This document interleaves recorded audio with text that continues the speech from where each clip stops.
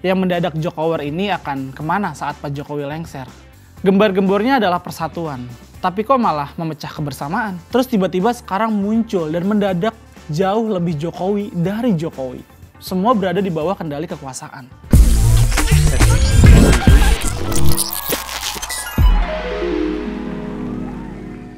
Dulu gue pernah ngebayangin bagaimana Indonesia setelah Pak Jokowi selesai menjabat. Apakah akan ada pemimpin lagi yang mampu kerja seperti Pak Jokowi? Keresahan itu muncul sekitar tahun 2019 setelah Pak Jokowi maju untuk periode kedua. Keresahan itu terjadi setelah gue hadir di konser Putih Bersatu yang merupakan puncak dari kampanye Jokowi Ma'ruf. Dan gue merasakan sendiri kok atmosfer di konser itu. Ini beneran konser yang dahsyat ya. Semua orang yang hadir bener-bener melepaskan aura penuh cinta sama Pak Jokowi. Bahkan dari 2019 itu, gue udah ngebayangin nanti pada Oktober 2024 gue akan ikut nganterin Pak Jokowi meninggalkan istana. Seperti waktu 2014 lalu, gue ikut bagian dari jutaan orang yang nganterin Pak Jokowi masuk ke dalam istana. Waktu itu buat gue dan buat sebagian besar masyarakat itu tidak ada yang bisa seperti Pak Jokowi. Tapi itu dulu ya, sewaktu Pak Jokowi masih di jalan yang lurus. Dulu dia adalah sosok pemimpin panutan. Kelihatan rendah hati, kerjanya bener, dan gak neko-neko kelihatannya ya. Yang gue lupa adalah gue lupa kalau nganggap dia sebagai manusia biasa. Gue dulu nganggap dia seperti malaikat atau seperti dewa dari kayangan. Pokoknya Jokowi gak boleh salah. Kalau Jokowi salah ya dia gak boleh salah. Semua mulai berubah setelah Pak Jokowi mulai terindikasi mengkhianati konstitusi. Di situ gue kayak ada di posisi yang dilematis lah. Karena harus memilih, apakah gue harus memilih Indonesia atau Jokowi. Sebuah posisi yang gak mudah buat gue. Karena hati gue tuh kayak denial aja. Ya mata gue tuh udah ngelihat jelas banget kalau itu mungkin rasanya kayak lu udah cinta mati sama pasangan lu. Terus lu nganggep pasangan lu itu orang yang baik dan tanpa cacat. Lalu suatu saat lu lihat dia selingkuh dengan orang lain. Dan lu berusaha denial lah. Atau mengingkari kebenaran. Padahal lu lihat sendiri nih, dia itu selingkuh. Ya kira-kira seperti itulah. Waktu berjalan begitu cepat banget. Pak Jokowi berubah secara tiba-tiba. Terutama setelah pencalonan anaknya di Pilpres 2024. Dia sudah tidak lagi seperti Jokowi yang gua kenal. Dan gua bela mati-matian pada saat itu. Dia berubah menjadi monster yang akan melakukan apapun untuk memenuhi kepuasan walaupun harus merusak tatanan sekalipun. Orang-orang terdekatnya sudah berusaha mengingatkan, tapi yang mengingatkan malah disingkirkan. Orang-orang yang dekat, yang dulu mengkritik malah dijauhi, bahkan seperti mulai dianggap musuh. Dia seperti sudah tidak peduli lagi dengan reputasinya, baik sebagai presiden atau sebagai manusia. Dan gue sedih waktu itu. Buat apa gue bela mati-matian? Gue ikut andil lah bagian dari barisan yang jagain reputasi dia. Kalau ternyata dia sendiri gak peduli sama reputasinya. Dan karena harus memilih Jokowi atau Indonesia, akhirnya gue memutuskan untuk memilih Indonesia dan berdiri di barisan merah putih. Dan tersingkirlah gue dari barisan militan tersebut. Jokowi alias Jokower pasti sedih lah. Ya pasti. Nyesel? Ya enggak juga sih.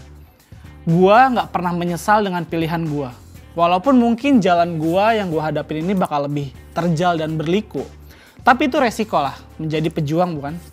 Dan lucunya, setelah gua dan beberapa teman-teman gua pendukung Jokowi mulai menjauh dari Jokowi. Mendadak muncul Jokower dadakan nih. Ada yang gua kenal, ada juga yang merupakan wajah baru.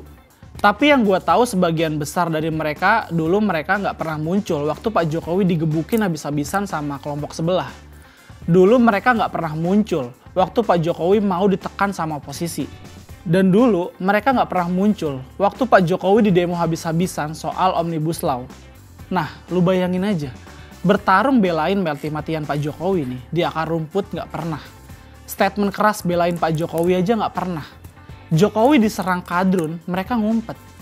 Ketemu Jokowi cuma selfie-selfie dan hura-hura doang. Terus tiba-tiba sekarang muncul dan mendadak jauh lebih Jokowi dari Jokowi. Gue nyebut mereka sih gerombolan penjilat ya. Dan gerombolan penjilat kayak gini nih, gue yakin kalau misalkan Pak Jokowi lengser nantinya, mereka yang akan kabur pertama. Tapi ya itu hak masing-masing lah. Nanti kita lihat aja ke depannya. Yang mendadak Jokower ini akan kemana saat Pak Jokowi lengser. Nah, menurut gue yang paling parah nih, dari apa yang dilakukan Pak Jokowi saat ini adalah mengkhianati perjuangannya sendiri. Dan itu sangat melukai orang-orang yang dulu berjuang membela dengan tulus. Dia lebih memilih sorak-sorai orang-orang yang mendekatinya dengan fulus. Kalau ada orang yang bilang gue sakit hati karena kalah pilpres, itu salah banget bos. Buat gue dalam pertandingan menang kalah itu biasa aja. Cuman yang bikin gue gak terima adalah cara cawe-cawe penguasa yang menurut gue sudah berlebihan dan bisa dibilang sudah abuse of power lah. Gembar-gembornya adalah persatuan, tapi kok malah memecah kebersamaan. Indikasi ketidakberesan penyelenggara pilpres kali ini karena campur tangan kekuasaan sangat terlihat jelas. Dan jalan konstitusionalnya terakhir yang bisa ditempuh adalah hak angket.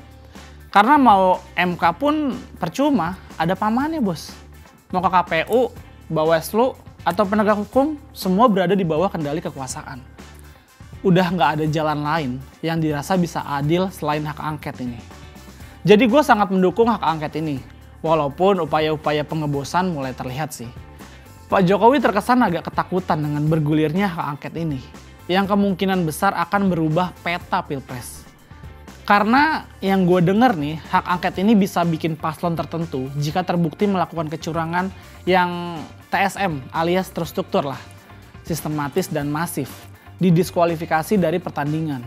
Dan lu tahu kan kecurangan TSM ini hanya bisa dilakukan oleh pihak-pihak yang memegang kekuasaan. Lalu siapa paslon yang di-backing kekuasaan? Jawab sendirilah. Jadi bergulirnya hak angket ini sah secara konstitusi ya. Kalau ada pihak-pihak yang melarang gua, malah gue jadi bingung. Kok yang nabrak konstitusi didukung, tapi yang sesuai dengan konstitusi malah dilarang? Cuma ya curang aja yang takut sama hak angket. Kalau nggak merasa curang ya nggak perlu takut dong.